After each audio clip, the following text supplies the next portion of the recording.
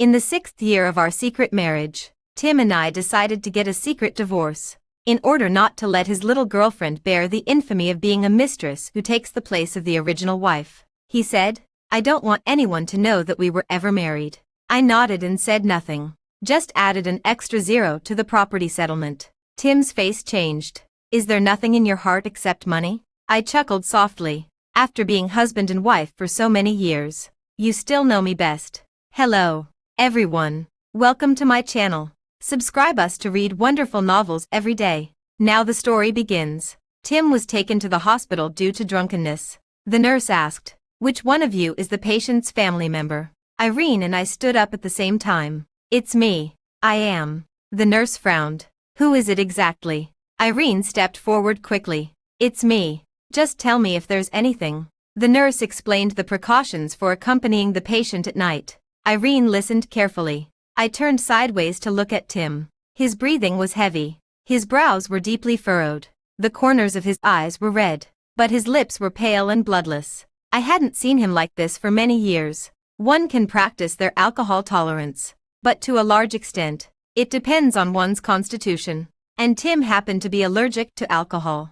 Irene warmed his hands with tears in her eyes. The mistress has done this so earnestly, and as the original wife, I felt quite awkward. I hesitated whether to leave then. And she spoke. "It's all my fault. If it weren't for me, he wouldn't have drunk so much." My assistant had told me the inside story before I came. At the dinner party, someone accosted Irene and tried to force her to drink. Tim stopped them. That person said in a sarcastic tone, "A man who doesn't even dare to drink. You might as well be with me." Tim was long past the age of acting on impulse.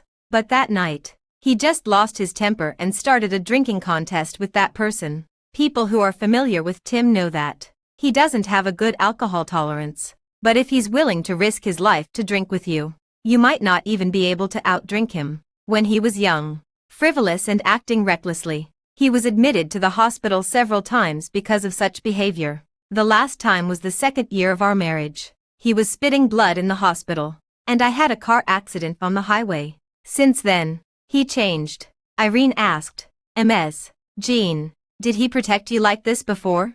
I twitched the corner of my mouth. "I'll go back first while you look after him." "Ms. Jean." Irene's voice was urgent. She bit her lip lightly, as if she had made up her mind. "I told Tim that I want to get married, and he promised me, 2 days ago, because I left an important item in the company." I turned the car around and rushed back. When I passed by Tim's office, the light inside was still on. Irene was sitting sideways on Tim's lap, hugging his neck and lying in his arms. She said in a coquettish voice, "Tim, I want to get married." I don't have the habit of eavesdropping, but this sentence made me stop in my tracks. Tim had a lazy smile on his face. His eyes were slightly narrowed, and he was combing through Irene's long hair one stroke at a time. "What's the matter, little girl? Are you eager to get married?" "Not at all." Irene snorted. "I just want to marry you." "Tim, will you marry me?" I stood outside the door, looking steadily at Tim through the half-open door. He was silent for a long time. The smile on his face faded. He looked at me quietly. Then he said softly, "Okay, Ms. Jean, Tim doesn't like you anymore. The person he likes now is me." Irene said it with full confidence. She looked at me nervously and proudly. I lowered my eyes. "Then congratulations." Tim returned to the company the next afternoon. As soon as he entered the office, he called me to go over. I pushed the door open. He was leaning on his head wearily, and his thumb was pressing hard on his temple. The after effects of a hangover. His migraine had flared up. "Sort out the solar energy project and hand it over to Irene." His sudden words made me stunned for a few seconds. "What?" He didn't repeat it. He looked at me with a heavy gaze. "The solar energy project is very important. Irene is just starting out, so she needs opportunities, needs a successful start, and needs a brilliant resume." I was silent again. "Jean, I'm not discussing this with you." Tim knocked on the table heavily. He was already impatient. Taking a deep breath, I released my clenched fists. "Okay, but I have one condition." Tim raised his chin, indicating for me to speak. "Don't change the original team. Just change the person in charge to her. The dividends and bonuses that should be given to the project members can't be reduced by a single cent." All right, I promise you. After getting Tim's affirmative reply, I turned around and left. It took me an hour and a half to sort out all the things and explain the situation to everyone. The looks they gave me contained pity, sympathy, indignation, and anger. I knocked on the table. Don't let your personal emotions get involved. Don't talk to me about so-called loyalty. It's just work. Do the job and get paid. Holding the things, I entered Tim's office again. Irene was also there. She was smiling and stuffing cookies into Tim's mouth. Tim doesn't like all kinds of sweets. Although he frowned, he still accepted it helplessly. When she saw me, Irene quickly stood up straight. Well, if you two have something to talk about, I'll go out first. No need. Tim put the cookie box in Irene's hand. Go and eat over there. Then he looked at me with an unfriendly tone. Remember to knock next time you come in. Didn't I knock? It seemed I really didn't. It was a habit. There won't be a next time. What? I put all the documents on Tim's desk. Facing his suspicious gaze, I handed him the A4 paper at the bottom. It clearly said, "Resignation application." On it. Tim was stunned for 2 seconds. When he looked up again, his eyes were cold. What do you mean? Are you threatening me? I paused. You're thinking too much. The resignation letter was prepared a long time ago. Just waiting for the solar energy project to end. Now that I've handed it over, all the things in my hands are completed. It's just the right time to resign. Tim confronted me with a gloomy face. Irene seemed to be frightened. Ms. Jean, I won't take this project anymore. Don't be angry. I know I'm not qualified. I just want to learn from you. I won't participate. It's my fault. I apologize to you. Tim's face looked even uglier. He grabbed Irene. If you want to do it, just do it. You don't need to apologize to anyone. Resigning. Huh? Does the company stop running without you? Tim picked up a pen and quickly wrote his name at the end. He threw the resignation letter in front of me. Get out. I looked down at the paper that landed at my feet. There's one more thing. Tim kept a straight face and didn't say a word. Since you and Irene are going to get married, shouldn't you end our marital relationship first? Even Irene's sobbing stopped at this moment. She grabbed Tim's arm and looked at him nervously and expectantly. Tim's body stiffened a bit. He slowly turned his head. What did you say? I said let's get a divorce, by the way. Irene was sent out by Tim. She was a bit reluctant, but she didn't disobey him. She just gave me a hesitant look before leaving. Tim and I stood facing each other. He broke the silence first. How long have you been planning to leave the company? Half a year. So you were ready to get a divorce half a year ago. Right. I neither admitted nor denied it. Tim sneered. Jean, what right do you have to ask for a divorce? I looked at him. Is it meaningful to talk about this now? Yes. It's not meaningful. Tim took out a divorce agreement from the bottom drawer. You can put forward any conditions you want. Just one thing. I don't want anyone to gossip that Irene became the wife by being a mistress. So no one should know about our divorce. Or rather, I don't want anyone to know that we were ever married. I quickly scanned the contents of the agreement. I nodded. Sure. No problem. Then I picked up the pen and added an extra 0 to the property settlement. Tim looked at me sarcastically. Jean, is there nothing in your heart except money? I raised the corner of my mouth. After being husband and wife for so many years, you still know me best. On that day, I packed all my things and left the company. Some people gloated, while others were reluctant to part with me. Irene probably had the most complicated emotions. She seemed to want to say something but held back, but the relief on her face was clearly visible. When I got home, I wasn't used to not having to work suddenly. All day long, I was like a cat that had its tail cut off, not knowing what to do. In the afternoon, my assistant sent me a message. Mr. Tim today is like a fire-breathing dragon. Even the future boss's wife lost face in front of him. Ms. Jean, I believe that it won't be long before he realizes that he has cut his own aorta. If you have a good place to go, take us with you. We all really want to follow you. Hee hee. I curved the corner of my mouth. Don't think too much. As long as the solar energy project is secured, the company still has a promising future. At least your salaries and benefits won't be shortchanged. As for me, I have no plans to work in the short term. In the evening, Joy asked me out for a drink. Like a robot. She asks me every day. I replied, send me the location. The next second, She called me. I've lived long enough to see this. A workaholic is actually going to take a break. What's going on? Did Tim go bankrupt? Hearing her energetic voice, I also smiled. So, are you going to let me come or not? Come on. Hurry up. There's a private room, wine, and men. Everything you need. I met Joy because of Tim, but unexpectedly, we became friends. She is one of the few people who know that Tim and I were married. So in the face of Tim's blatant infidelity, on the one hand, she was very dissatisfied with Tim, and on the other hand, she was committed to introducing men to me. In her words, if he starts it, don't blame you for following through. It's not certain whose situation is better. When I arrived at the place, Joy was already having a great time, holding a wine glass. She was screaming and dancing surrounded by a group of male models who were over 1.8 meters tall. Jean, come quickly. She pushed the most handsome one of them towards me. The guy was also very perceptive. He called me sister and poured me a glass of wine. I smiled faintly and drank it up in one gulp. All right, you guys can go out now. Hey, what do you mean? Jean, you're such a spoilsport. I rubbed my temple helplessly. It's too noisy. She winked at me. I thought you were shy. I raised my eyebrows. Do you think I'm that innocent? Certainly not. So I don't understand. Given what Tim has done, what are you still being faithful for? Joy was so straightforward that it was helpless. If he cheats, I cheat too. This is revenge. The word revenge is too strong. It's not that serious between us. Moreover, he had the affair after we broke up.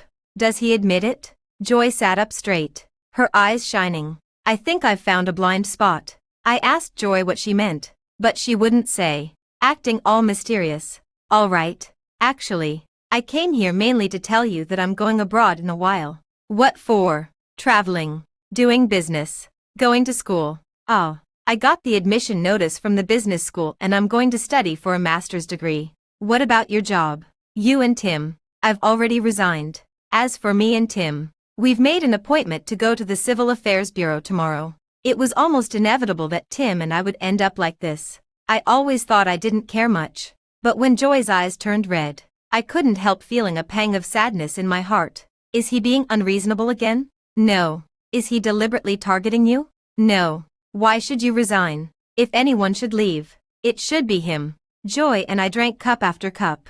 She criticized Tim, feeling sorry for me and thinking I didn't deserve this. Probably only in matters of feelings. The input and the return are not proportional. It's strange that two people who once loved each other both feel that they have been treated unfairly in the end. Tim and I met in high school. He shouldn't have gone to our small city originally, but due to family changes, he had to transfer to a school near his grandfather. At that time, he was arrogant and rebellious. Not long after the start of the school term, he was among the first group of people to be criticized publicly. At least others were honest when admitting their mistakes. But even when standing in front of all the teachers and students in the school, he was still carefree. I didn't like such a person. I didn't want to have any contact with such a person either. But when he was wrongly accused, I still couldn't help standing up and testifying for him. From that day on, he started following me, from school to my home, and he wouldn't leave until I went upstairs. Without me, you would have been retaliated against long ago.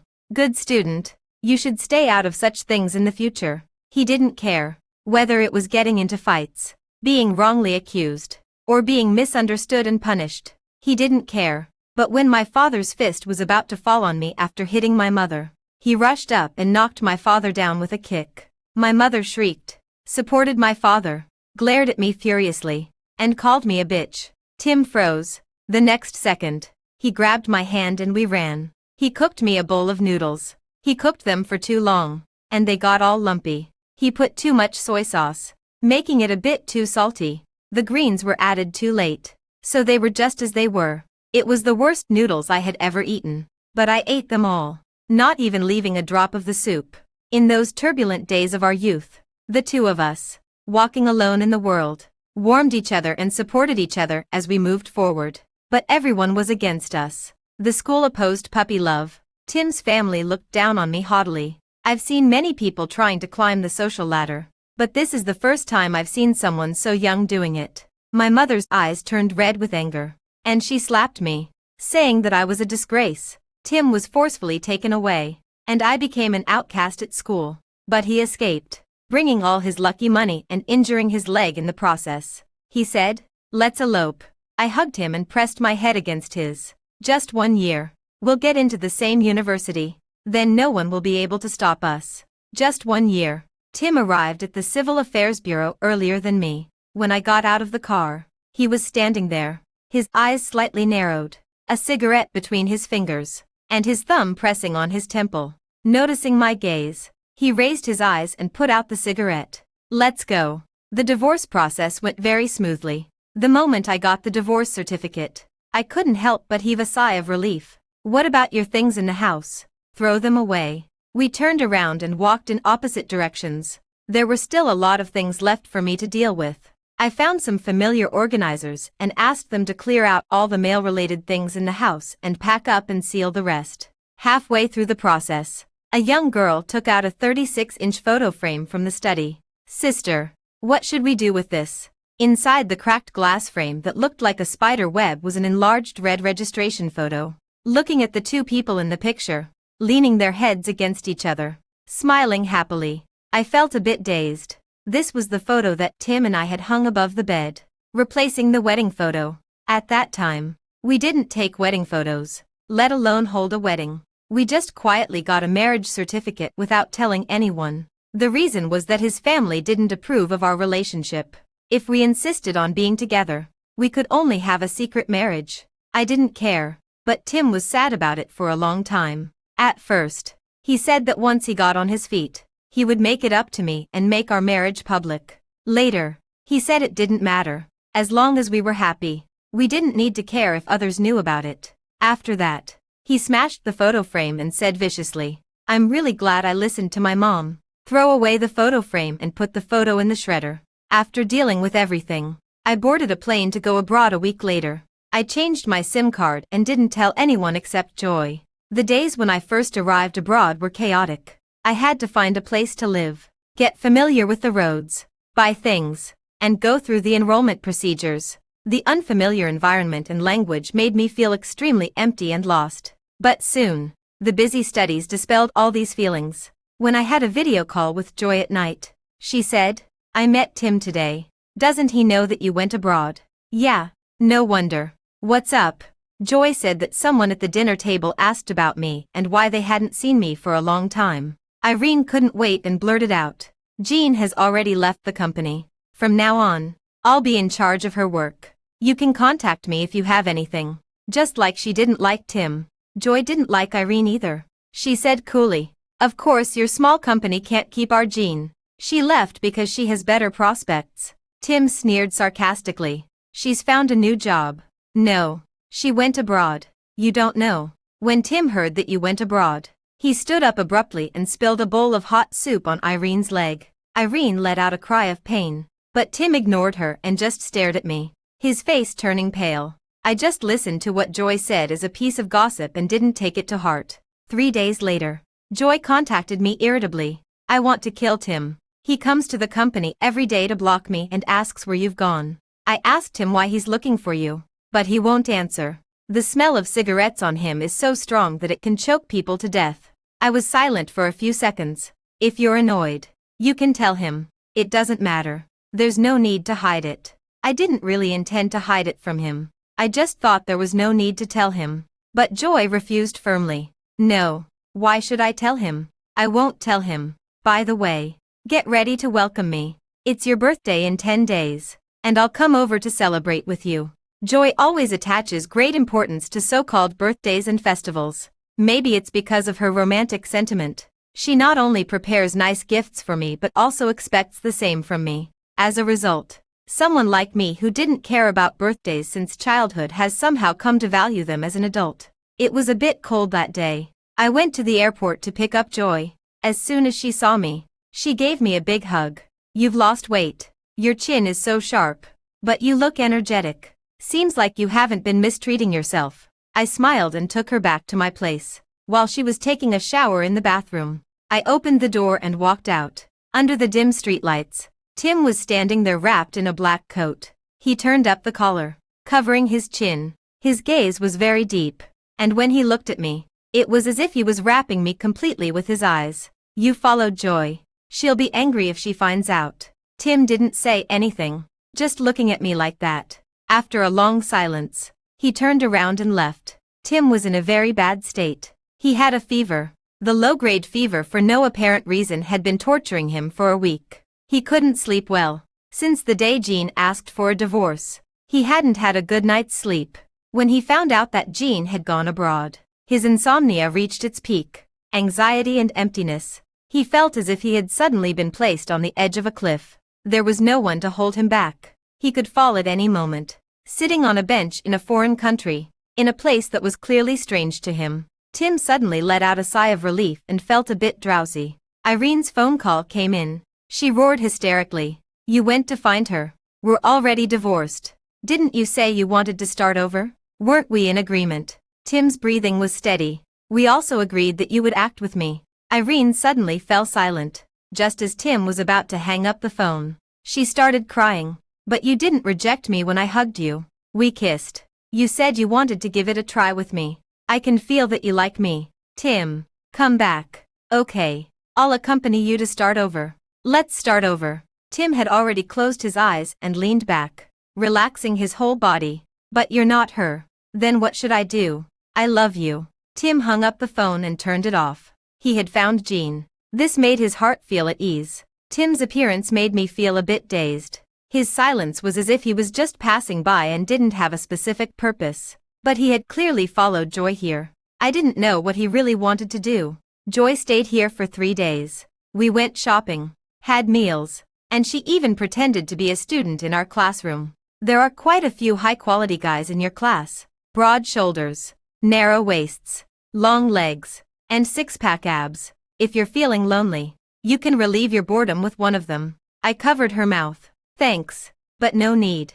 Humph. You're not even 30 yet, but you're living such a pure life. That afternoon, I took her to the airport. She hugged me reluctantly. When are you going back to the country? When the vacation comes. Are you sure? You won't not come back, will you? No. I still have to go back to find a job. Start a company. I'll ask my brother to invest in you. I smiled and patted her back. All right.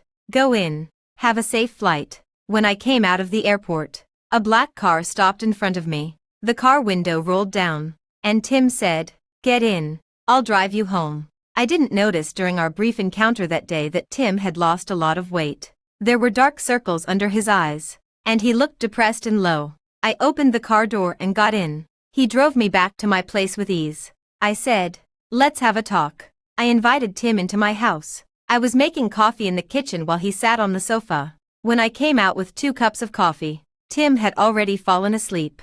He was sleeping soundly and even snoring slightly. I looked at him expressionlessly for a long time, then turned around and made a phone call. By the time I finished the call, Tim had woken up. Sorry, I fell asleep. Taking a deep breath, I asked him, You didn't tell your mother about our divorce. Tim froze. Why did you come to find me? Tim, what do you want? Tim lowered his head and rubbed the coffee cup in his hand. I keep thinking about how things ended up like this. Which part went wrong? Everything was fine. But suddenly one day, everything was gone. Jean, let's start over. I can't let go. You've won. The words that Joy had said suddenly rang in my ears. Does he admit it? It seems that even now, he still doesn't admit the so-called breakdown of our relationship. He just regards it as a game between the two of us. This suddenly made me feel a bit sad. It had been too many years. The entanglement between Tim and me. Too many years. The joys, sorrows, anger, and happiness we had experienced flashed through my mind one by one. It's not that I don't care. I just don't think about it. We should be moving forward, not going back. How could we go back? Bump our heads against the south wall. We can't go back. My clenched fists made my whole body tremble. My mouth opened and closed, but I couldn't utter a single word. My eyes were burning hot. Finally, I turned around and rushed into the bedroom, slamming the door shut. I stayed up all night with my eyes wide open. When it was just getting light, I heard the sound of the door closing outside. Tim had left. I dozed off in a daze for a while and was awakened by the alarm clock. When I changed my clothes and came out, Tim was putting breakfast on the table. You're awake. Go wash up and come eat. I opened the door with a wooden expression and looked at him without saying a word. After facing off with me for a long time, he walked out. But when I came back from class, I found that he had moved into a place downstairs from me. Joy was furious. Tim went to find you. How did he know where you are? It can't be that I. No. It has nothing to do with you. What does he want? It doesn't matter. Jean, don't fall in love with him again. You've been through so much these years. 2 months after going abroad, I smoked a cigarette for the first time. At dinner time, Tim knocked on my door and said he had grilled a fish. He asked if I wanted to have dinner with him. I spoke again. Let's have a talk. Tim and I got into the same university. We were in love, started a business, and got married. Every step was very difficult. In the end, we broke up. It had been 12 years. What should we talk about and how should we talk? I couldn't even find a starting point. Tim spoke first. Irene and I were just pretending. I knew that. A girl who rode an electric bike rear-ended her and couldn't afford to pay the compensation all at once. So she had to pay it in installments. He deliberately let me see their chat records. Seeing that I was indifferent, he hired the girl into the company and asked me to train her personally. Because the girl was wronged by a customer, he questioned me. Is this how you take care of the people I care about? I said, everyone is the same. I went through the same thing to get where I am now. He sneered coldly. Compared to her, do you even deserve it? He never avoided suspicion, making everyone think that the girl was the future boss's wife. When he fell ill, the girl felt sorry for him. Ms. Jean, Tim has been through so much. Can you stop hurting him? I knew that Tim did it on purpose. He was sad and angry, so he wanted to take revenge on me 100 or 1,000 times over. But our problem has little to do with Irene. She's nice, simple, sunny, and she likes you. If you want to start a new relationship, she's a good choice. Tim looked at me with an unreadable expression. After a while, he laughed, absurdly and sarcastically. Jean, sometimes I even wonder if you have any feelings at all. At any time, when you make any choice, you're weighing the pros and cons. You're so calm that you're almost indifferent. Jean, do you remember that we once had a child? If it weren't for you, he would have been born by now. Finally, Tim said this. My heart suddenly contracted, and it stopped beating for a moment. I looked up at the smooth ceiling. I said softly, it's really strange. You didn't have any feelings for that child when he was in my belly for 3 months. But when I had an abortion, he became a beloved baby to everyone. Tim and I once had a child. The child came at a bad time, right in the middle of the critical period when our company was preparing to go public.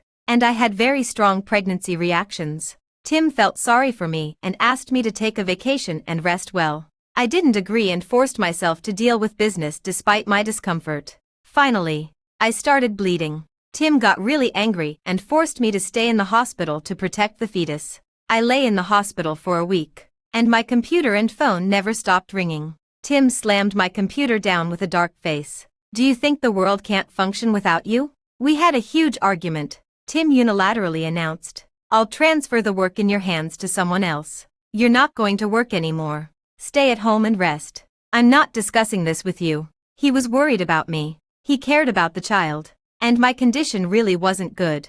I did compromise. But I didn't want to leave the workplace. I would inquire about the recent situation of the company, the progress of the projects, and propose to sit in on some important meetings. But Tim refused me one by one. You just stay at home and take care of the baby. After the baby is born, you'll have to take care of it. So you won't have that much time. I was stunned. I've only taken a half-month leave. Tim pursed his lips. Jean, stop working. Just stay at home. Read books, drink tea, and take care of the flowers and plants. Do you know? I really envy those people whose homes always have a light left on for them. It's not like you and me. Both of us are busier than each other. Look at our house. Does it have any warmth of a home? Now the company is on the right track. In the future, I'll take care of things outside, and you'll take care of the family. Moreover, with a child, someone has to accompany him. You surely don't want him to be like us, getting no warmth from the family at all. It was ridiculous. Tim and I had been together for so many years. We had walked hand in hand, being lovers, friends, partners, and competitors. But in the end, He told me that what he wanted was a virtuous wife who would support her husband and raise their children. We had the most intense argument ever. And then we had a Cold War. I directly ended my vacation and went back to the company. Tim flew into a rage. You only care about yourself and don't care about anything else. Go home. I'll talk to the HR department. I said coldly. What will you say? Say that I'm fired. Or that you're going to dismiss me. Who gave you the right to handle my resignation? Who knows that we're married? Tim had a dark face. Is it just because of this? Fine. When the baby is born, I'll make our marriage public at the full moon banquet. Is that okay? These words stopped all my words. I didn't understand when making our marriage public had become a condition to control me. Of course, all these were not enough for me to have an abortion. I held on. The torment in my heart, the physical discomfort, and the confrontation with Tim, until I accidentally heard the conversation between him and his mother. Getting pregnant with this child was an accident. We had been preparing for pregnancy, but I still got pregnant. It was as if it was destined. But Tim said that he did it on purpose. He deliberately made me pregnant at this juncture. Otherwise, it would be even more difficult to make me leave after the company went public. His mother agreed. That's why I asked you to sign a prenuptial agreement with her. But you refused. After the baby is born, ask her to sign this agreement. In the future, everything you have will be the child's. Even if you get a divorce, she won't get a penny. Tim was unhappy. I told you.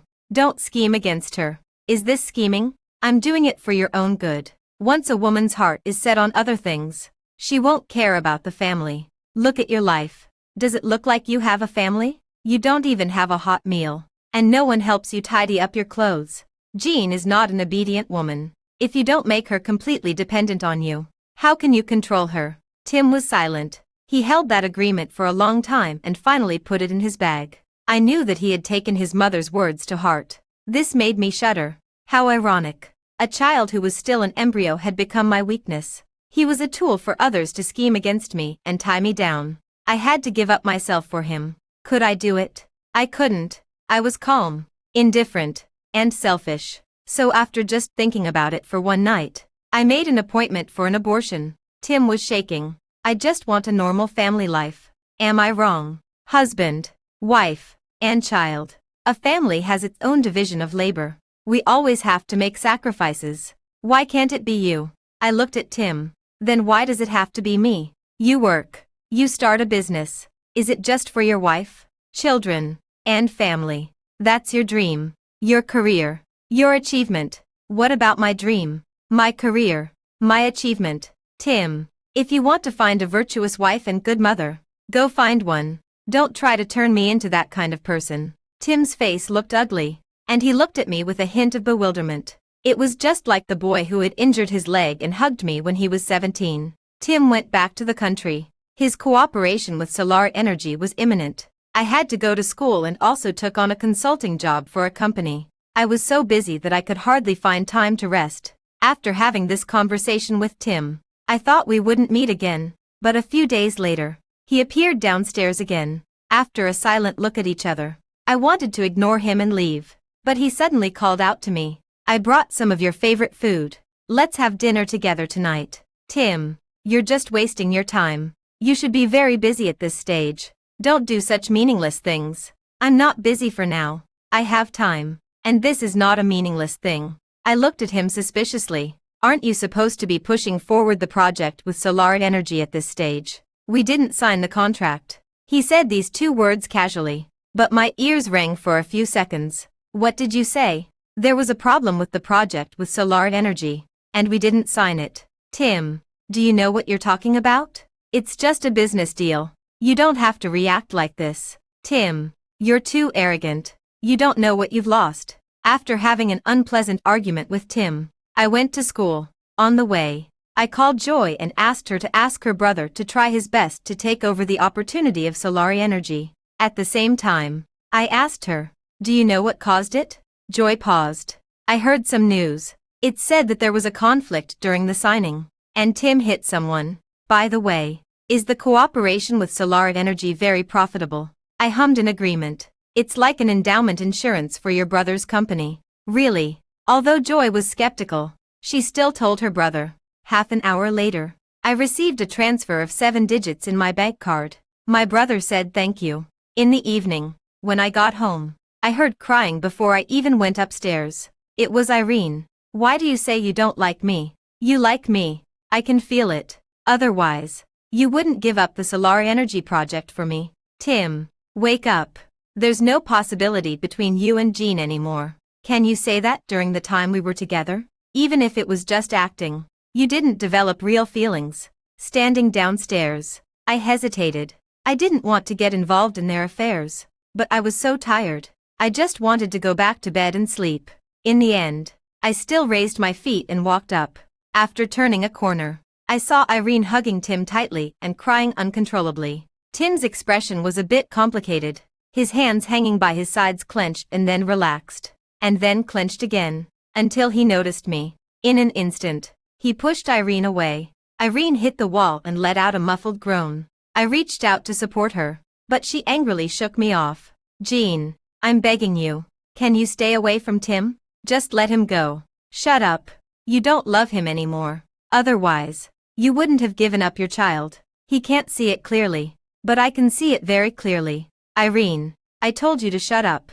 No. Irene widened her eyes. She looked aggrieved when she looked at Tim and hateful when she looked at me. Can't you stay away from our lives? If you hadn't deliberately run abroad and caused all this, we would have started over already. I looked at Irene quietly. I didn't want to talk to someone who was being unreasonable.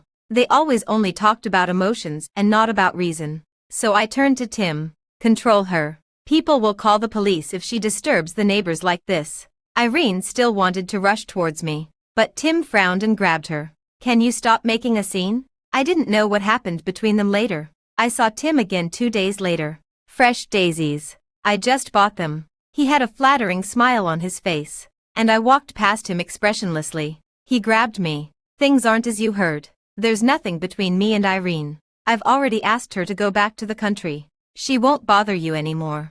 I took a deep breath. Then can you also stop bothering me? Tim trembled. Do you really have to be so heartless? I admit that I was wrong. But Jean, you're not completely right either. Wasn't there a better choice back then? Did you really have to have an abortion? Otherwise, I said these 3 words very softly, but Tim still heard them. My wrist slipped out of his palm. You always say that I'm cold-hearted and only weigh the pros and cons when doing things. That's because my cost of making mistakes is much higher than yours. You could skip school, take all your lucky money, and want to elope with me. Missing the college entrance examination wasn't important to you. You could repeat a grade, go abroad, or start over at any time. But that was my only chance to change my life. I could have kept that child. We could have communicated and tried. The outcome might not necessarily be the worst. But I didn't have the courage to take the risk. I didn't know how much a life would tie me down. I was born into an incomplete family. I also didn't know what I could bring to him. One path was full of uncertainties, and the other path was something I was sure of. I would only choose the latter. Before I was 20 years old, I lived for 2 words. Escape. I was born into a typical and not so good family. My mother said that my father used to be very good, loving her, respecting her, and taking care of her. Everything changed since I was born. The child my mother gave birth to at the cost of her health was a daughter who couldn't carry on the family line. My father took one look and then turned around and left, ignoring my mother in the hospital bed and me who was crying for milk. Even my name was given by a teacher in the same ward. My father started drinking, gambling, and beating people. When I was a child, my mother always cried and said that I was a burden, that it was all because of me, and that it was my fault. When I grew up a bit, I started to protect my mother. She relied on me and resented me at the same time, and she also told me not to hate my father. Later, she also started hitting me. When I first advised her to get a divorce, she went crazy and said that I had already harmed her and now I wanted to ruin her. At that moment, I understood that I had to escape. Now I've almost cut off contact with them, and I just send them alimony every month. I don't care whether they slander me or curse me. Since then, I've only lived for 2 other words. Myself. I'm glad that I've taken good care of myself, so I don't allow any deviation along the way. I don't want to treat myself badly. Tim's face was full of pain. If you had talked to me properly, if we had had a good talk, but there are no ifs in the world. Tim, we've just drifted apart. You have to admit it. And I never look back. I met Tim again the day after I returned to the country. Joy happily asked me out for dinner. Tim was in another private room. When I went to the restroom, I happened to run into him coming out of the bathroom. He looked a bit embarrassed, obviously having just vomited. When he saw me, he instinctively straightened up. You're back in the country. Yeah. Are you leaving again? After the spring festival. Happy New Year in advance. Tim was stunned. Joy said that Tim's life wasn't going well now. The company's listing failed, and he couldn't restore his father's business. His mother was very disappointed in him and slapped him in public. Did you expect this? I nodded. Solar energy was the key. If it were the old Tim, he wouldn't have missed it. Irene stepped forward quickly. It's me. Just tell me if there's anything. He had been arrogant and overbearing. Now, although it's not like starting from scratch, it's still very difficult for him. Irene was still by Tim's side, never leaving him. She could drink now, and she no longer got teary-eyed because of a single word from others. This experience of going through hardships together might really lead to a happy ending. Joy asked, will you be unwilling? Will you wish for their careers to fail and for them to become a bitter couple? I shook my head. Life is a process of constantly making choices. Once you make a choice, you accept it and keep moving forward without looking back. Family affection, friendship, love, career, studies, hobbies. Each of them is just a small part of life. In this world, in the end, the only one who accompanies you is yourself. Take good care of yourself. Raise yourself well. In this life, don't let yourself down. The end of the full text.